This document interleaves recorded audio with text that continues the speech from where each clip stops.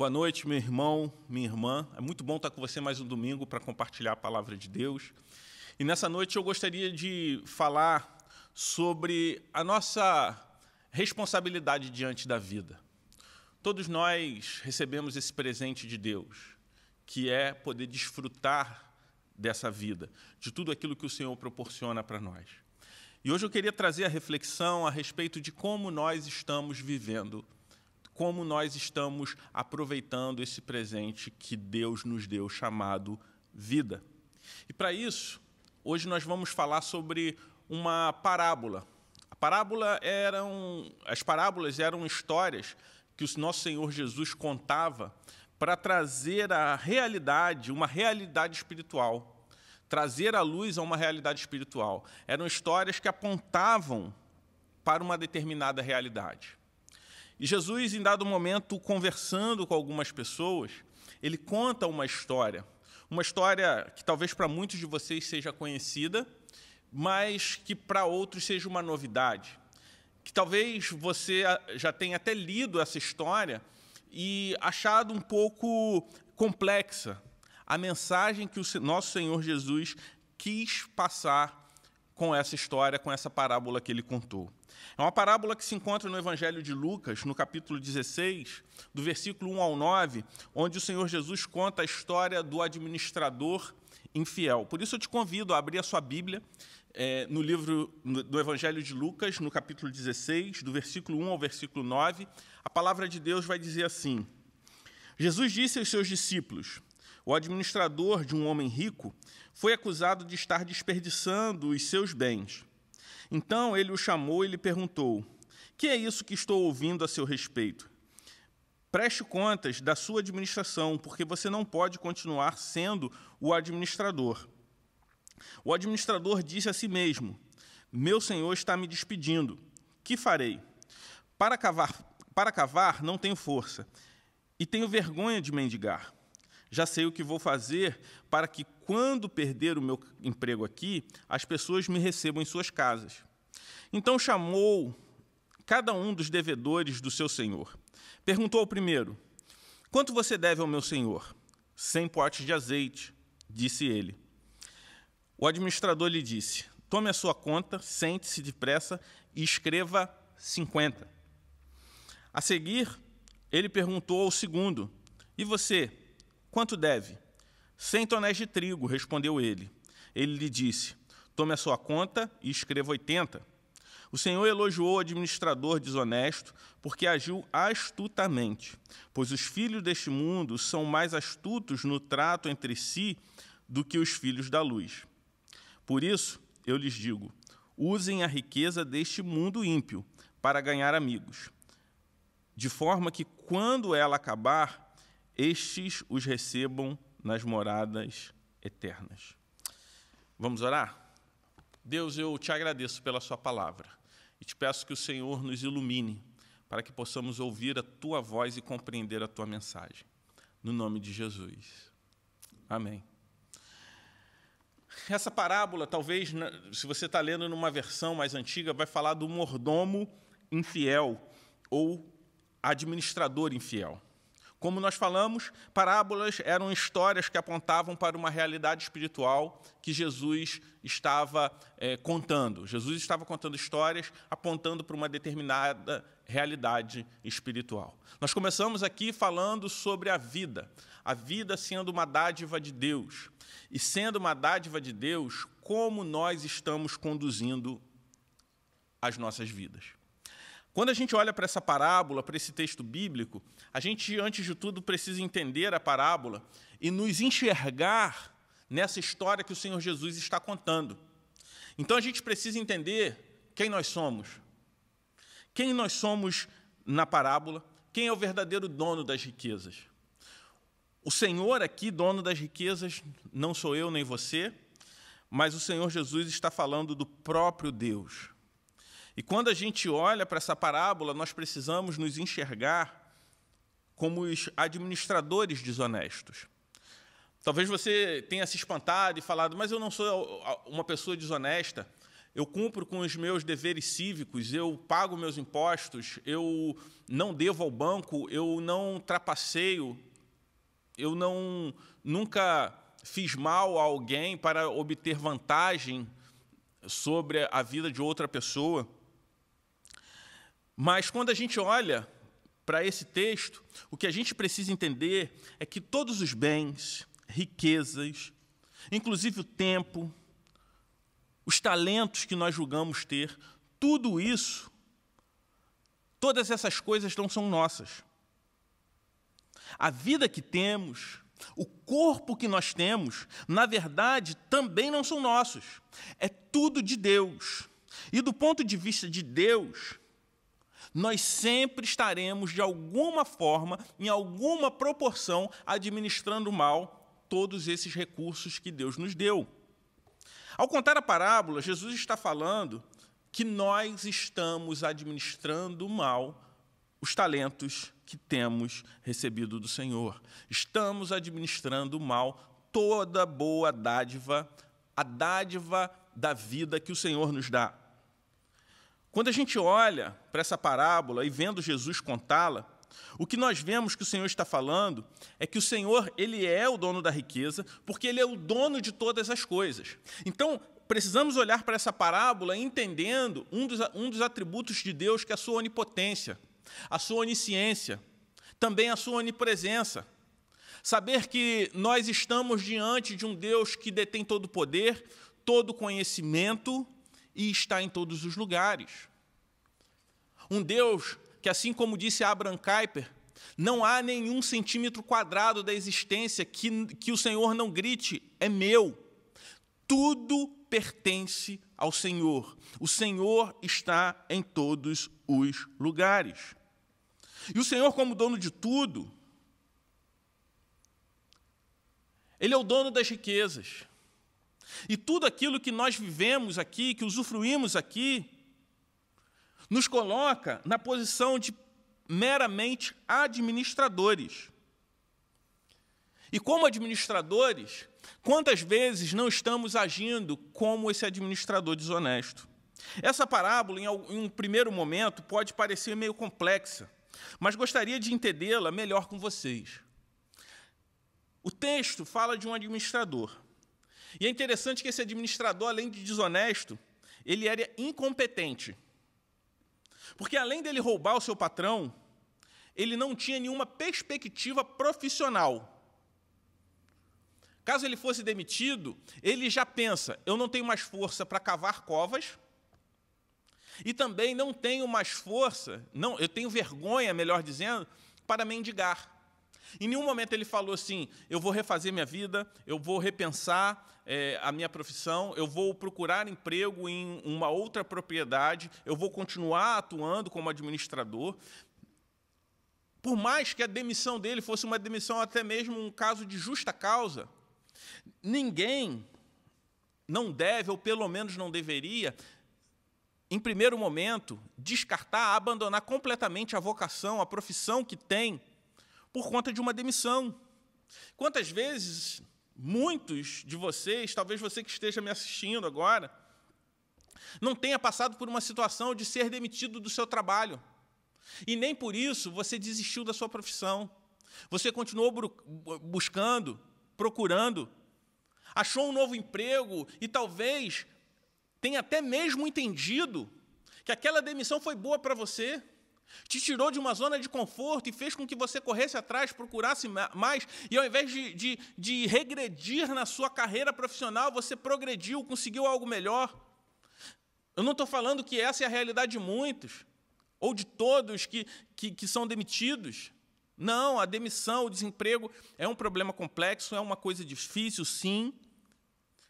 Mas também eu conheço histórias, e talvez você conheça, talvez você tenha vivido uma história assim, de que um momento de demissão foi um momento também de crescimento para você.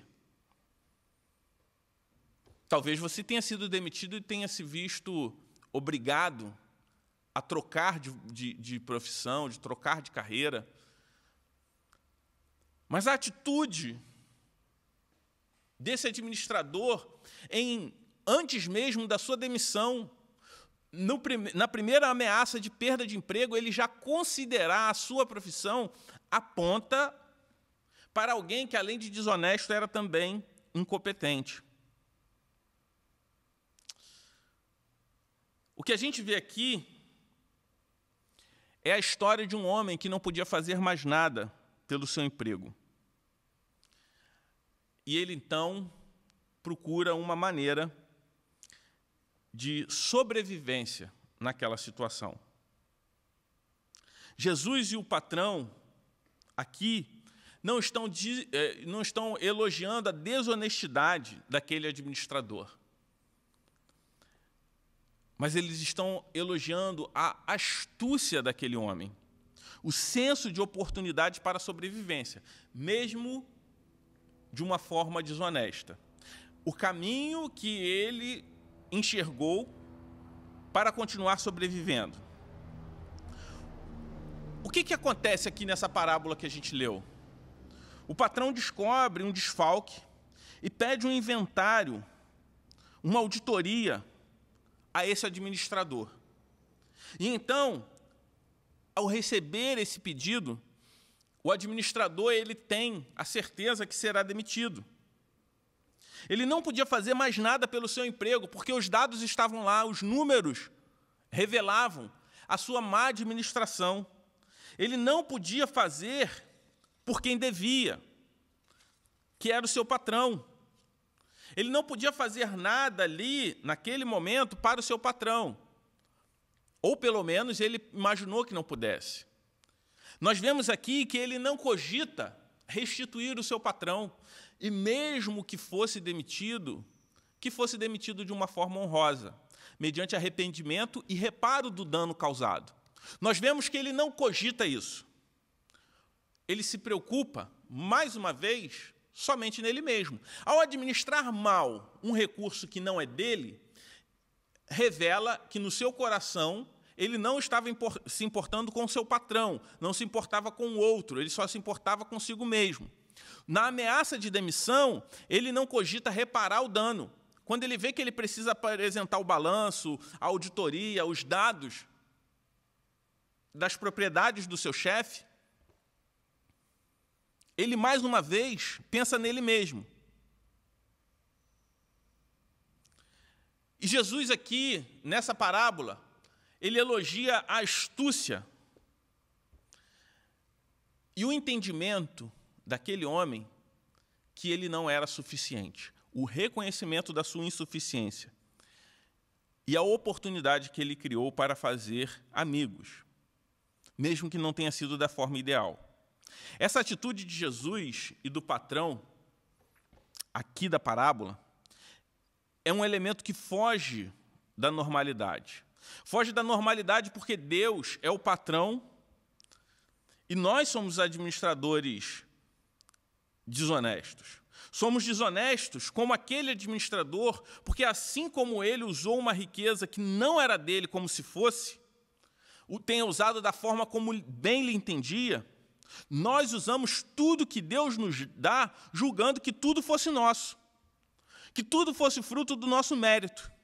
Jesus está aqui ensinando a seguinte afirmação: tudo que eu tenho é meu, portanto, não jogue a sua vida fora, porque foi o Senhor quem te deu. Aquele homem estava preocupado em acumular para si, em viver só para si, uma pessoa egoísta, egocêntrica.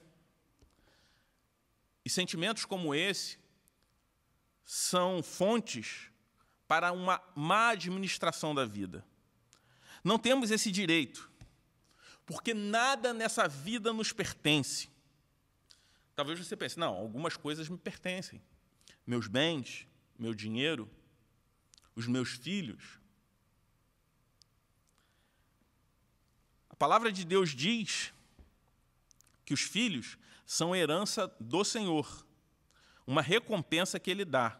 Como flecha nas mãos do guerreiro são os filhos nascidos na juventude. Salmo 127, 3 e 4.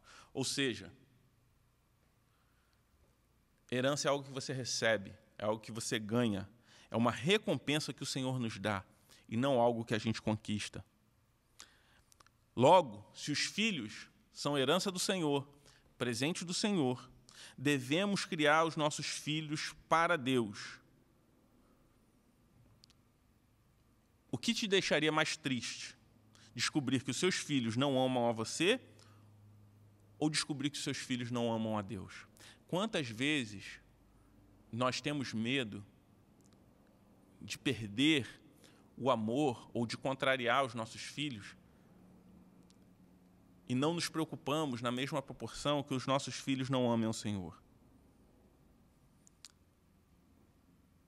Saiba que se você ama muito o seu filho, o Senhor ama ainda mais. E se o Senhor, através da sua palavra, te ensinou como você deve educar o seu filho, se você ama ele de verdade, faça, porque por mais que você ame o seu filho, o Senhor ama ainda mais. E Ele sabe melhor do que você o que é melhor para ele. Porque os nossos filhos não são nossos, mas são do Senhor. E devem ser educados para a glória de Deus. Aí você pensa assim, mas o meu dinheiro, os meus bens, tudo isso eu conquistei com o suor do meu trabalho, com a minha capacidade. Mas é interessante que lá, no primeiro livro de Crônicas, no capítulo 29, a partir do versículo 11 ao 14, vai dizer o seguinte: Teus, ó Senhor, são a grandeza, o poder, a glória, a majestade e o esplendor. Pois tudo que há nos céus e na terra é teu. Teu, ó Senhor, é o reino. Tu estás acima de tudo. A riqueza e honra vêm de ti. Tu dominas sobre todas as nações. Nas tuas mãos estão a força e o poder para exaltar e dar força a todos. Agora, nosso Deus, damos-te graças e louvamos o teu glorioso nome. Mas quem sou eu e quem é o meu povo para que pudéssemos contribuir tão generosamente como fizemos? Tudo vem de ti, e nós apenas te demos o que vem das tuas mãos. Até mesmo os recursos financeiros que nós julgamos ter, vêm do Senhor. Tudo é do Senhor. Tudo que nós damos para o Senhor veio das mãos de Deus. É isso que o texto diz, que eu acabei de ler de 1 Crônicas. Mas você pensa, tudo bem, pelo menos eu sou dono de mim mesmo, sou dono do meu corpo, minhas regras. Quantas vezes nós escutamos essa expressão? Mas nem o corpo que nós temos é nosso. A palavra de Deus diz que é templo do Espírito Santo para aqueles que nasceram de novo.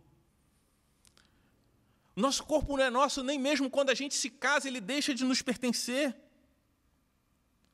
Como a gente vê lá em 1 Coríntios 7, versículo 3 e 4, o marido deve cumprir os seus deveres conjugais para com sua mulher, e da mesma forma a mulher para com seu marido.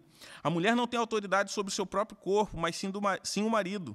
Da mesma forma, o marido não tem autoridade sobre o seu próprio corpo, mas sim a mulher. Ou seja, se até na relação de casamento a gente perde o direito sobre o nosso próprio corpo, quanto mais o Senhor que nos criou, quanto mais aquele que nos fez.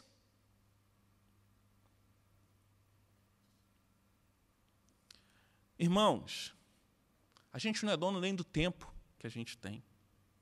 Você consegue controlar o tempo? Eu não consigo. Mas como que a gente aproveita o tempo? Controlando ou administrando bem?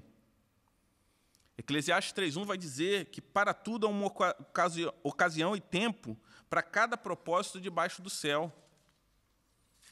Olhando por esse ponto de vista, antes de eu julgar o administrador da parábola, olhemos para a nossa própria vida enquanto administradores, mordomos de Deus. Somos administradores de tudo que Deus nos dá, tudo que nós julgamos ser nosso, mas, na verdade, é de Deus. Nós só administramos. Por isso, eu queria começar com finanças.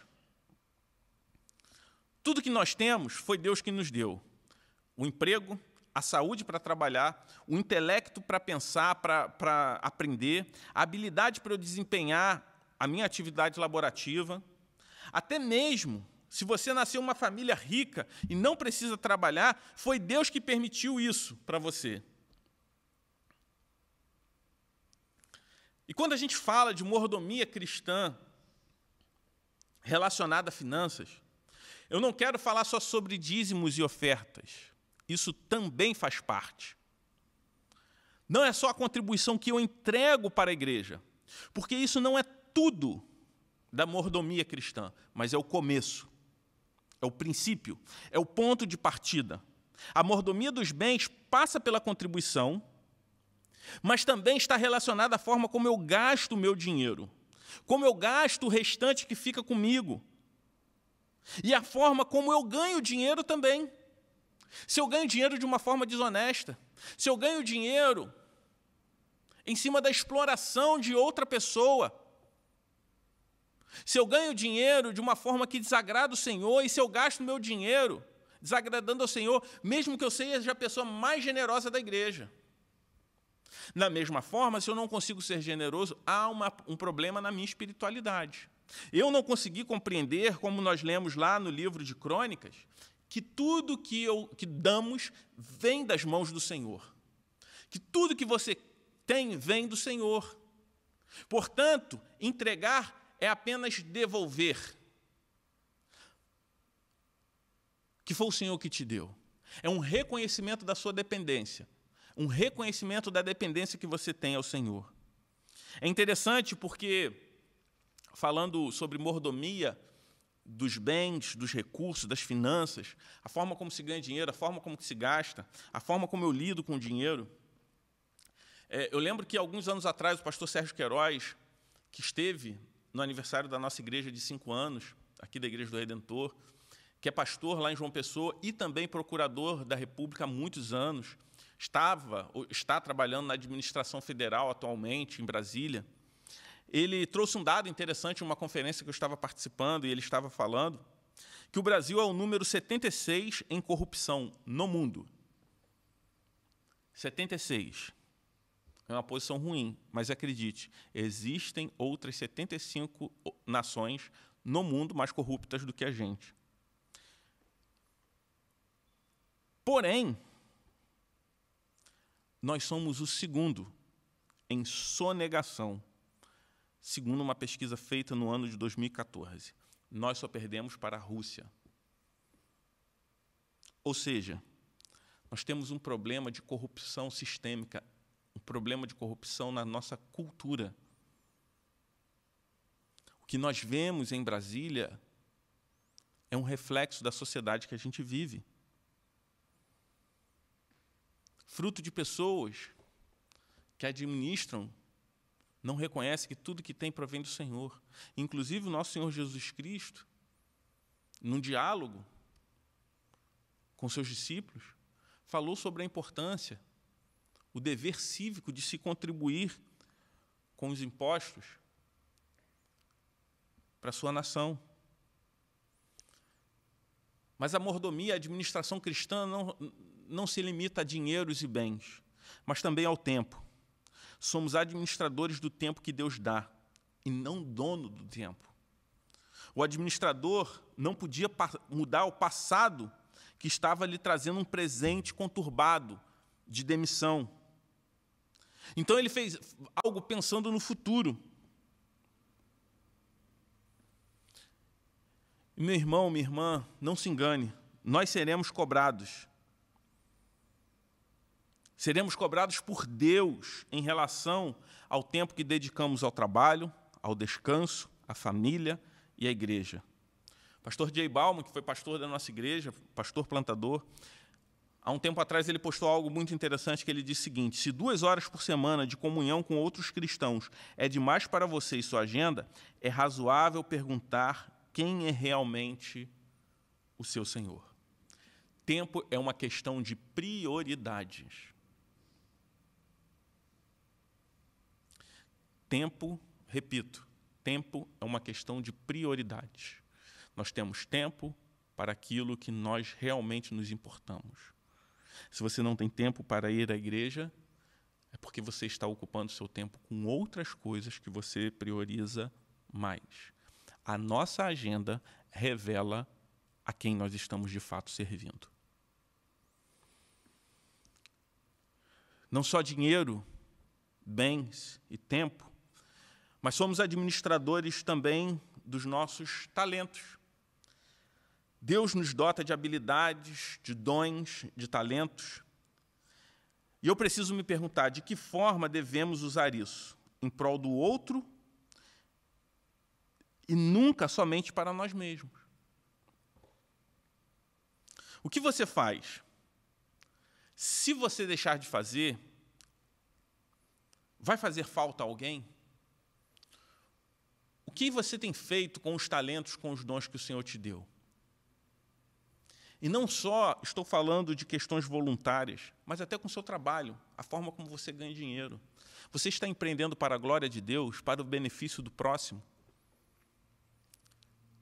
Você, na sua empresa, você está cooperando e trabalhando não simplesmente para você receber mais, mas o receber mais tem sido consequência de um trabalho excelente, com excelência, visando o sucesso da empresa, dos demais colaboradores. Como você tem administrado os dons e os talentos? Porque tudo que você tem provém do Senhor. Mas somos administradores também do Evangelho. A autoridade da palavra carrega a autoridade de Deus. E devemos nos submeter à palavra de Deus e pregar a palavra de Deus. Não são as minhas convicções, não são as minhas opiniões, os meus achismos pessoais, mas a palavra de Deus que carrega a autoridade de Deus. Portanto, se a palavra de Deus está sendo pregada, ela deve ser reverenciada. Então, quando nós formamos a nossa cosmovisão a respeito daquilo que a gente pensa, a gente vai viver como a sociedade de Israel no tempo de Juízes, como nós encerramos uma série na semana passada. A gente viu como é perigoso e quais são os caminhos para um povo que caminha cada um fazendo aquilo que é reto aos seus próprios olhos. Quando o Evangelho deixa de ser o centro, quando a palavra de Deus seja ser o centro. Quando eu começo a escolher partes que eu quero da Bíblia e outras não. Quando o Deus que eu creio não é o Deus bíblico, mas um Deus a partir dos meus gostos pessoais, ou seja, um Deus à minha imagem e semelhança. Agostinho de Hipona vai falar que se eu acredito num evangelho que eu posso escolher as partes que eu gosto e que eu não gosto, não é no evangelho que eu creio, mas em mim mesmo. Foi o evangelho, a palavra que nos transformou, e assim como aquele patrão se alegrou quando viu a sua riqueza, de alguma forma sendo usada para beneficiar outros, Deus também espera isso de nós.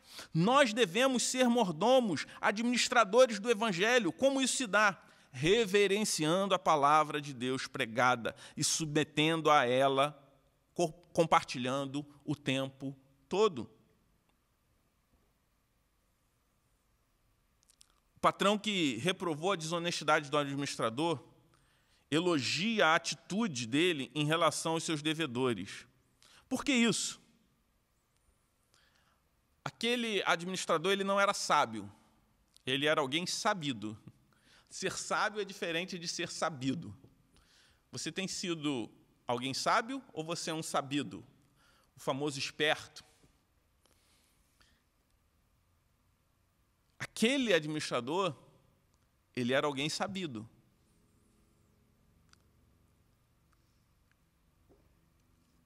Aquele administrador, ele age de astúcia para se dar bem. E o que o Senhor, daquele administrador, elogiou? Apesar daquele administrador ter destruído parte do seu patrimônio, apesar da atitude daquele administrador, no passado, ter destruído o seu presente,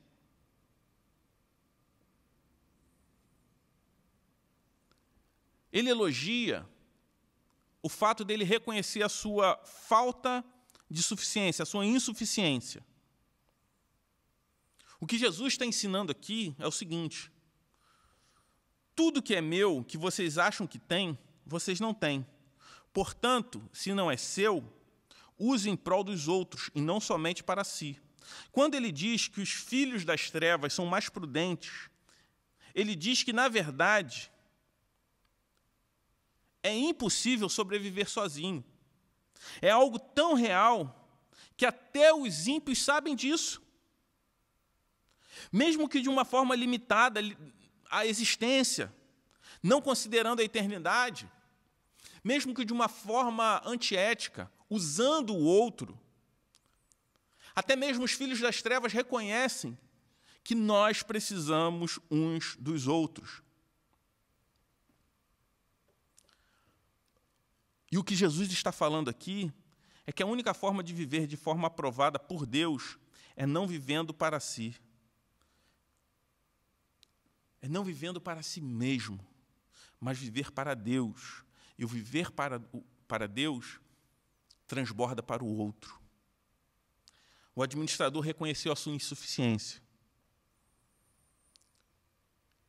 E quando a gente vê esse reconhecimento, e mesmo ele agindo de uma forma errada, nós, que já fomos alcançados pela graça de Deus, não poderíamos ter outra atitude, como também reconhecer que nós também somos insuficientes. Reconhecer a nossa falência e a nossa dependência total de Jesus e do seu povo. Porque Deus morreu na cruz, através de Jesus Cristo, para que nós fôssemos crucificados com Cristo e nos fizesse um povo. Não foi à toa que o Senhor escolheu para si não indivíduos, mas um povo chamado igreja, mostrando o quanto nós somos dependentes dele e da sua igreja. A minha mensagem de hoje é a última mensagem desse mês, o mês que antecede o aniversário da nossa igreja. 8 anos de Igreja do Redentor. 8 anos que essa igreja ela foi plantada e tem pregado o Evangelho, tem procurado ser fiel à palavra de Deus, procurado ser uma igreja centrada no Evangelho. E no próximo mês estaremos celebrando isso. E a pergunta que eu te faço nessa noite é: por que você está aqui? O que você está fazendo aqui? Você já entendeu qual é o seu papel do reino e a sua responsabilidade uns com os outros? Ou você está aqui simplesmente administrando mal o presente que Deus te deu e tratando simplesmente a igreja como um produto a ser consumido? O Senhor, Ele te deu talentos. O Senhor, Ele te deu uma vida com tempo, com recursos. E Ele te dá a plataforma perfeita para que isso seja desenvolvido, que é a sua igreja. Por isso, meu irmão, minha irmã, entender o Evangelho é entender que nós somos um povo, é entender de um Deus dono de toda a riqueza, dono de toda a glória e majestade, se despiu de tudo isso, repartindo a sua riqueza, o seu reino, para nós, para que hoje nós pudéssemos ser chamados seus filhos. Gostaria de te encorajar a olhar para essa mensagem e reconhecer o quanto nós temos nos identificado com esse administrador desonesto e nos perguntar: como eu tenho administrado a vida que o Senhor nos deu e como eu posso fazer para não desperdiçá-la? Vamos orar? Pai querido, nós te agradecemos pela tua bondade, pelo privilégio de servirmos ao Senhor através dessa igreja. Que o Senhor nos ajude, nos conduza, que o Senhor abra os nossos corações e mentes para que possamos ser praticantes da sua palavra. Se há pessoas ouvindo, assistindo essa mensagem que ainda não compreendem a mensagem do teu Evangelho, que o Senhor possa fazer a obra e que essas pessoas possam ser transformadas. No nome de Jesus é que nós oramos. Amém. Que Deus te abençoe, que Deus te guarde. A partir de domingo que vem, no dia 7 de março, nós teremos 4 semanas de celebração do 8º aniversário da Igreja do Redentor. Eu queria te convidar, te encorajar a estar conosco, participando, se possível de forma presencial. Nós vamos deixar na descrição desse vídeo o nosso endereço, os nossos canais de comunicação, para que você esteja conosco e participe desse momento de festa e celebração pelos 8 anos da Igreja do Redentor aqui no Rio de Janeiro. Que Deus te abençoe e até semana que vem.